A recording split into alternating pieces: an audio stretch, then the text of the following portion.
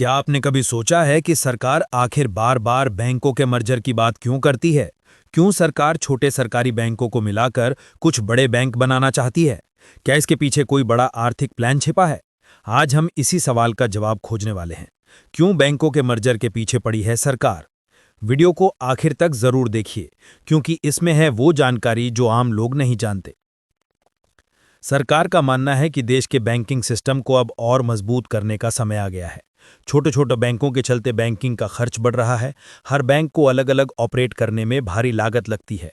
इसके साथ साथ एनपीए यानी नॉन परफॉर्मिंग एसेट्स यानी कि जो लोन वापस नहीं आ रहे वो लगातार बढ़ रहे हैं, और यही वजह है कि बैंकिंग सिस्टम पर दबाव बढ़ता जा रहा है।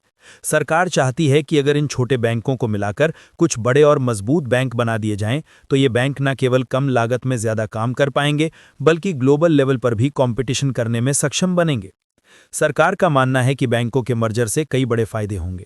सबसे पहले बैंकों की कर्ज देने की क्षमता बढ़ेगी। दूसरा, उनका बैलेंस शीट मजबूत होगा।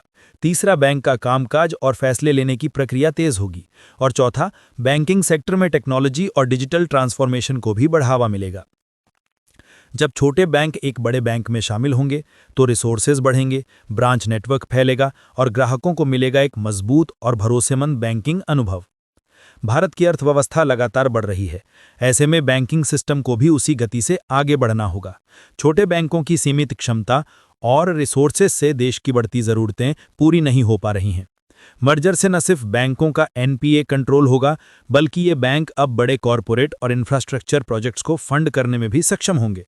इससे देश में निवेश बढ़ेगा और अर्थव्यवस्था को नई रफ्तार मिलेगी। अगर आपको लग रहा है कि ये पहली बार हो रहा है, तो ऐसा नहीं है। पहले भी सरकार ने कई बैंकों का मर्जर किया है, जैसे कि Punjab national bank, oriental bank of commerce और यूनाइटेड बैंक ऑफ इंडिया को मिलाकर एक बड़ा बैंक बनाया गया। इसी तरह सिंडिकेट बैंक को कैनरा बैंक में मिलाया गया। इन मर्जर्स के बाद इन बैंकों की फाइनेंशियल स्ट्रेंथ बढ़ी और उनकी रीच भी।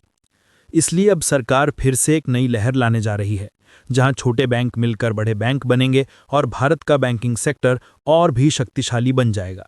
सरकार का विजन साफ है, कम बैंक लेकिन मजबूत बैंक, जिनके पास होगा मजबूत बैलेंस शीट, बेहतर टेक्नोलॉजी और वैश्विक स्तर पर मुकाबला करने की क्षमता। अगर ये मर्जर सफल होते हैं तो आने वाले समय में भारत का बैंकिंग सेक्टर पूरी दुनिया के लिए एक रोल मॉडल बन सकता है। तो दोस्तों, अब आप समझ ही गए होंगे कि सरकार आखिर क्यों बैंकों के मर्जर पर इतना जोर दे रही है। ये कदम सिर्फ बैंकों को जोड़ने का नहीं, बल्कि भारत की आर्थिक शक्ति को और ऊंचा उठाने का है। अगर आपको लगता है कि बैंकों का ये मर्जर सही दिशा में कदम है, तो कमेंट में ज़रूर लिखिए, yes, bank merger is the future.